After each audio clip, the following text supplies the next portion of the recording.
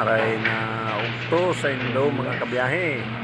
Yan na naman. So nice. Ugto na naman. Inabot na naman kita ng pangugtuhan. Digdi mga kabiyahe. O ini ang pinakang maurag digdi sa nahapitan ng karihan tayo. Wading kung sa ginubatan baga sa tataramon ng ginubatan inulukan.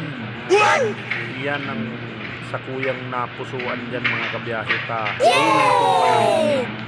Na dahil lamang nakakanamit yung inulukan na yan. Kaya yun sa kuyang tigtirada dyan mga kabiyahe. Yan.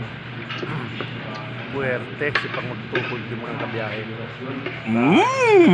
Haloy na panahon siguro nakanamit ako ganun. Inulukan na yan kang siguro mga 9 anyos palang ko 8. Buhay pa pati si mga magurang ko kaya sa papa, si mama. Yan ang luluto nila. Sira mo ni mga kabiyahe sa kuyang Verde lah mati